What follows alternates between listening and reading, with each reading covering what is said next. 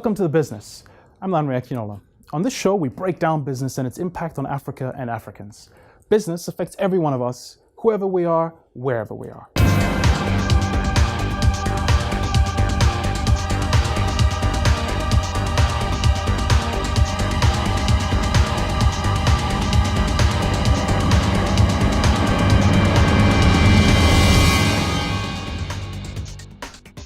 This week on The Business, can mining be sustainable and profitable?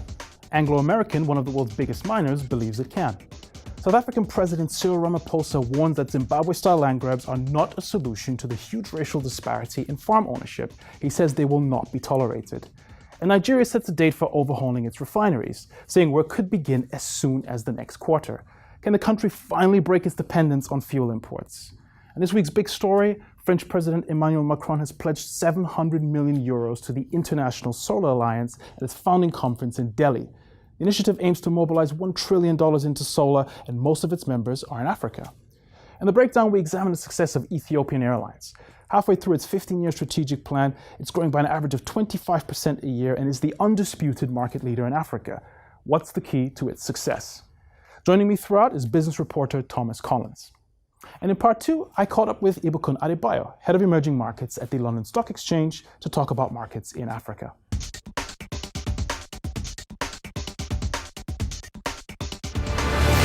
We start with the news that Anglo American, one of the world's biggest miners, plans to invest more money into being sustainable. They want to put $200 million a year into being a better citizen and hope to actually make more money off this. The idea is to do well while doing good. Tom, I'm going to come to you on this. Doesn't sound like a traditional mining approach. No, I think gone are the days when pure resource extraction was a thing, and now companies have to stay ahead of the curve, engage with local governments, local communities in order to be profitable, which is what they're proposing. A move towards more sustainable business globally in general? I think so, yes. I think it indicates the appetite of the consumer and of governments. What's the bigger picture here? So the bigger picture here is that they have to get mining companies have to engage more with countries and communities in order to be profitable. Making $9 billion by 2030 is obviously, they're putting that into their strategy, and I think it will eventually pay off. So you think it's more than just talk? I think it is, yeah. And then they've in fact said that they have to use 30% less fresh water in their mining operations. And I think there really will be some kind of implication. A shift towards more sustainable business globally? I think so. To stay profitable in today's market, you really have to be sustainable. And Anglo American are doing well by using 30% less fresh water than they did in the past and engaging local communities to be sustainable and to provide services. So is it more than just words? How do we make sure that they actually follow through on this? I think following through for them is a question of just holding them accountable, and also I think we should look to DRC today, this week. The mining news has been huge, and the government there is no longer willing just to accept companies like Randgold, companies like Glencore coming in and taking resources with very little money given back. Thank you, Tom. Interesting times ahead for the mining sector.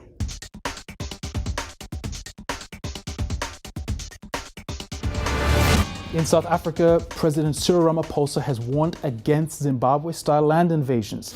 The country is pushing through a plan to drive expropriation without compensation, which has got markets worried. Tom, should investors be concerned about this? Definitely, yes. I mean, this is reminiscent of Zimbabwe 20 years ago, which had disastrous economic effects on their country, agriculture, the whole kind of thing. As South Africa moves out of recession, moves into a new administration, they really should be looking to attract investors, and this law does exactly the opposite. But there is also a necessity to do this. Land reform is a serious issue in South Africa. Most of the land is still controlled by white farmers. Correct. 72% of land is owned by white farmers in South Africa. So I think this is really...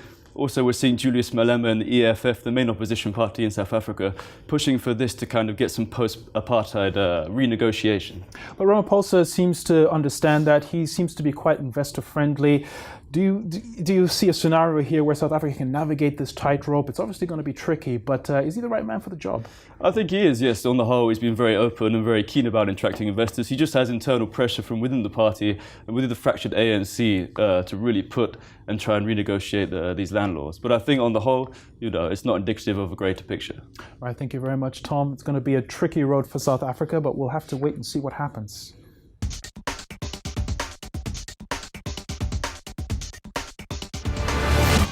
In Nigeria, the government has announced that plans to overhaul the country's oil refineries could begin as soon as the second quarter of this year. We've been here before. Nigeria is notorious for its reliance on fuel imports. Tom, I'm going to come to you.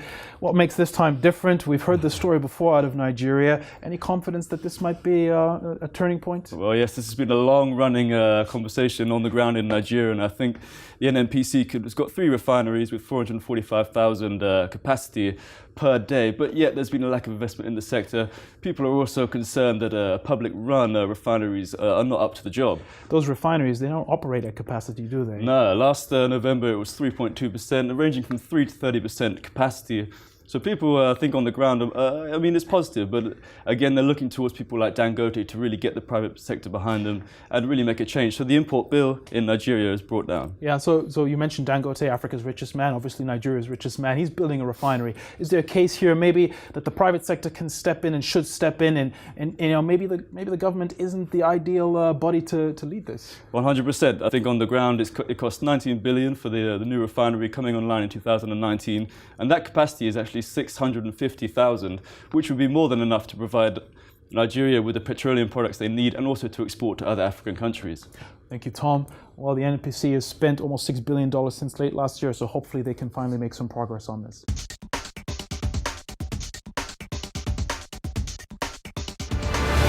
For a big story, France's President Emmanuel Macron has pledged 700 million euros to the International Solar Alliance, which had its founding conference in Delhi over the weekend. Is this good news for Africa? Most of the alliance's members are from the continent, and the initiative hopes to catalyze $1 trillion worth of investment into solar power generation. Tom, sounds exciting. Should we be excited about this? Well, I think you're absolutely right. 121 countries in the alliance are, well, there's 121 countries, and the lion's share of these countries are in Africa. So for the amount of money being put into this initiative is really huge. And I think if they can capitalize on this investment and draw some of that to Africa, then there'll be a big effect on the continent. How viable is solar in Africa as a market? I mean, it seems like a no-brainer. Why haven't we seen more investment to date? Well, simply put, Africa is a huge market for solar, obviously due to the sun. And I think there's been less investment right now because they've been looking at more kind of oil, different forms of energy where they can really make a greater return. But with the increase of sustainability and the importance of solar providing cheap energy, it's actually dropped in prices to operate solar in Africa by 80% since 2009. So the more that the operations cost goes down, the more investment we'll see and the more it will become a viable form of energy. That's an important trend that you pick up on there, that the cost of solar is coming down. It's not competing with, you know, traditional sources of energy like coal and oil. So, you know, can we expect an upswing here in terms of countries making the transition towards solar? I think so. With countries like France backing the initiative, they've put 1 billion in already, and this International Solar Alliance and the Paris Climate Agreement in 2015, we're likely to see much more solar on the ground. One of the interesting trends that we're seeing as well is off-grid solar projects. There's been quite a few announcements this year of, you know, startup companies out of Silicon Valley raising tens of millions of dollars to do off-grid energy, which is important because national grids in Africa aren't particularly well developed. So is solar also a way of bridging the rural-urban divide when it comes to power generation? 100%, and I think solar tech is gradually a rising thing in Africa. Feed-in tariffs are gradually becoming more apparent, so you put money back into the grid and you make money for yourself. So I think, you know, it's happy days. Thank you, Tom. Looking forward to that. 600 million Africans still don't have access to power, so hopefully this makes a dent. For our breakdown, we look at Ethiopian Airlines, the undisputed market leader in African aviation. The company is pursuing an ambitious Vision 2025, and the aim is to become the most competitive and leading aviation group in Africa. Tom, turning to you, sounds like the plan is going pretty well. Well, yes, I think it's all about strategy for Ethiopian Airlines. Tewod Gebremariam has got a really clear vision. That's the CEO? The CEO, yeah, of what he wants to achieve in the future, and he's kind of brought everyone together. They're really leveraging their expertise and their skills based in Addis Ababa in Bole International Airport to become a hub for the whole of Africa. They're growing at 20-25% per year, which is huge compared to other African airlines. Recently, South African Airlines fired their CFO, which is in comparison to Tewod Gebremariam, who's not the CFO but the CEO. I mean, there's just a huge huge disparity between them and everyone else. There was an interesting story this week where Ethiopian Airlines had the first all-female crew flight to Buenos Aires, and they were welcomed by the Argentinian president. I mean, this is the kind of PR that you usually associate with, you know, Gulf State Airlines, Qatar Airways, or Turkish Airlines. It doesn't look like an African story at all. Exactly. I mean, we were all very pleased to see that flight land in Buenos Aires, and I think everyone applauded it from behind the scenes. But the main implications of this are is that they're flying to more places. They're using their base in Addis Ababa. They're also not messing around when it comes to their fleet. They were the first African airline, actually the second airline globally to take delivery of a Dreamliner. They now have almost 100 planes and 60 more on order. Sounds like there's a lot more growth coming. That's exactly it. They're using Airbus, they're using Boeing, they're bringing all the major and the best carriers into Addis Ababa, and they're using it to expand from there. Tom, thank you very much for the insights. Very interesting times ahead, very exciting times ahead for Ethiopian Airlines. We'll take a break now, but join me in part 2 of the business. A short while ago, I spoke to Ibukun Adebayo, head of emerging markets at the London Stock Exchange. He had some very interesting things to say about markets on the continent.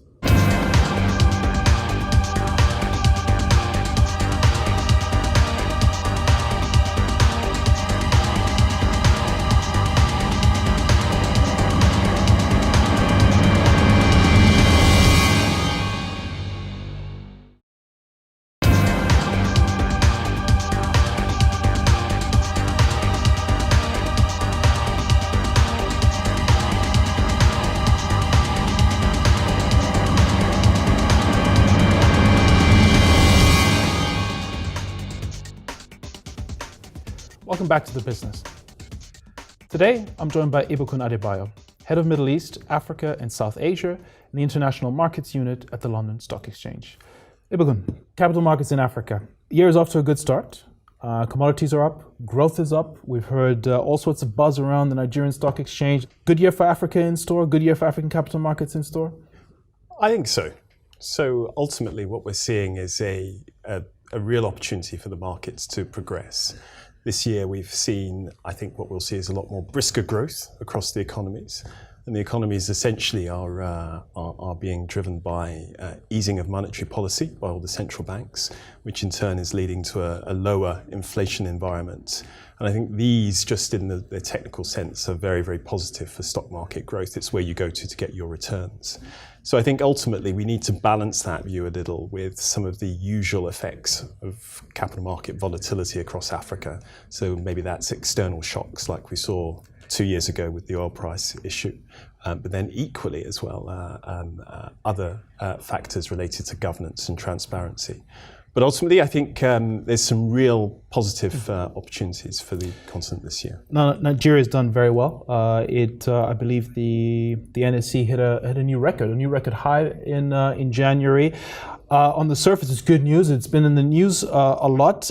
It isn't necessarily that clear what it all means. So it's obviously good for investors. Is it also good news for Nigeria? Why is it important that the Nigerian stock market is picking back up in terms of wider economic activity? So I think you're right, and maybe it's interesting to very quickly look at the numbers. I mean, this year alone, we've seen a 12% increase across the market capitalization for Nigeria.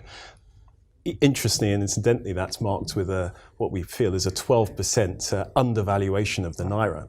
So that actually very neatly balances out. So ultimately, you're right, there needs to be a fundamentals turbocharge to see that growth continue. I think ultimately what the stock market performance does is to offer that opportunity to investors, but equally, we as stock market operators believe very, very strongly in this notion that using markets to create wealth and jobs is ultimately very, very important. But it's the right series of opportunities. And I think in order to see a real balanced continuation of that growth, we need to see greater diversification of companies on the markets in Nigeria in particular. And that's the key thing here, right? Like, growth in the markets is fine, but ultimately what we need to see is markets driving meaningful development across Africa. We've spoken a little bit about Nigeria. When you look across the continent, on the whole, markets are still relatively illiquid. As you say, there's a need to diversify that base. What are the chances, or how confident are you that this is happening, that this is going to start, we're going to start to see some meaningful diversification of companies that are listed, and by extension, job creation and other sort of key economic things like that? I think diversification is a necessity that will happen, and that's needed for just general economic well-being for all of those economies. I think in Nigeria we have seen some more companies from different sectors who've become more priority sectors. We've seen infrastructure players, we've seen the emergence of financial technologies, different types of players of that nature, which I think will be the harbinger for future growth. In countries like Kenya, we've seen that very, very, very obvious opportunity there for the fintech community. And I think the bellwether is being set by, and the benchmark is being set by Kenya, which will follow across the rest of the continent as well. So we've spoken about Nigeria, you've mentioned Kenya. What are the key markets to look out for in Africa in 2018? And what are some of the prospects in a place like Kenya? We haven't spoken about North Africa. We haven't spoken about Southern Africa. The JSC is, of course, the big one. Overall, give us a bit of a take on what you think are markets to watch and why. Sure. I'll surprise you here and say that I think Ghana is going to be a very interesting market to watch. That is a bit surprising. I think given the oil price stability and I think steady growth, that's obviously going to impact Ghana very, very positively.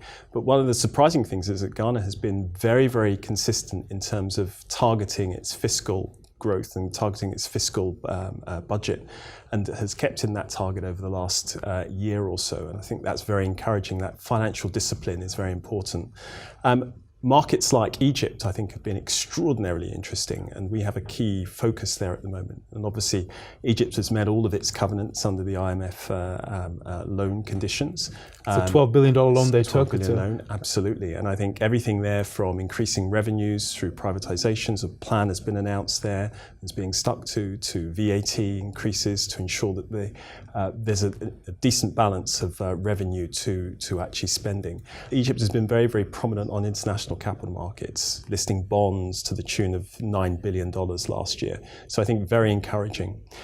Broader than that, I think we will also see maybe the outside bets for growth this year, probably a little more so on the Kenya side and Zimbabwe. And I think the political environment there will drive the growth opportunities there. Maybe not in 2018, but we'll see the start of growth for 2019. So you use a key phrase there, the political environment. This is always, no matter, you might not like the politics, but if you're in business, you have to care about the politics, and it's always looming large. We have elections coming up in Nigeria and South Africa. The build-up has already started. Do you think there's a bit of risk there that governments might take their eye off the ball a little bit? The governments understand that, look, you've got to get this right. You've got to, like Ghana, stay on top of things. Do you have the confidence that that is sort of there, never mind what distractions there might be by way of elections and politics? Sure. I think broadly speaking, governments have been very, very sensible in keeping out of the way of business or aiding, assisting business as and when is needed. I think we've now been able to basket political risk alongside concentration risk and currency risk. It's not overt in the respect that it used to be previously, where you would see a cataclysmic breakdown of any form of economy based on a change in government or a series of change in policies. I think we can have that confidence across the continent at this moment in time. Kenya is a good example of that. We had quite a serious constitutional crisis last year around the election, and 10 years ago, you would have had people packing their bags and getting on planes and heading back to London and New York, but that simply hasn't happened this time, which is a testament to what you're describing. Now, we've spoken about African markets. You're at the LSE. Where does London fit into this? How do global exchanges like London come into the picture here? What's in it for you, and how can the LSE help drive market development on the continent and ultimately drive growth and development? Well, I think we're in a very privileged position, Larry, and the LSE has for a number of years been a market partner to the continent. And what I mean by that very specifically is that we've helped to bring and conduit flows of investment capital from overseas into the continent, either through listed companies or through other vehicles and measures. Today we have a very strong franchise in terms of our dual listings business. So we work very closely with exchanges like Morocco, Nigeria and Kenya, where we actually have partnership agreements to encourage dual listings. So to broaden the investor base that is now investing into the continent directly. Beyond there, we have tried to create what we call a depth of capacity in the market to ensure that African markets meet and operate along the same standards as international markets. This is very important for long-term growth and long-term development of capital. So everything from placing in new technology that runs at high speed to allow high-frequency traders, to providing market surveillance systems, and generally partnering on developing Africa-specific solutions to Africa capital markets problems is where we have our focus. Now, Africa isn't the only market you cover. You cover the Indian subcontinent, and your overall title is emerging markets. How big is Africa for the LSE compared to some other emerging markets? Because it isn't always necessarily the obvious place to be. Yeah, that's a very good question. So, without going into the detail as to what's classified as an emerging market or a frontier market, I mean, Africa is just really where we feel that our assistance can make the most difference. African capital markets, I think, have traditionally been blighted by lack of liquidity issues, policy regulatory gaps, issues around information asymmetry, so lack of simultaneous dissemination of information. So we can really make a difference there, and the LSE is not only doing that, but I think most importantly, Larry, the point I wanted to raise is that we have seen that the focus in Africa in particular needs to be specifically put in towards SME development. And in that relation, there is a lot of work to be done in terms of making companies more investable at an early stage. We're almost out of time. It's a shame we didn't get onto this point earlier. That's a key point. Very quick question. I'm not sure if you want to answer it. Any interesting deals in the pipeline? Can you give us a sneak peek at anything that's coming up, or is that confidential? Lamri, I would always be willing to give you a sneak peek after something has come up. So that's not an issue at all. But we remain engaged on the continent and engaged with the opportunities, and there are many of them.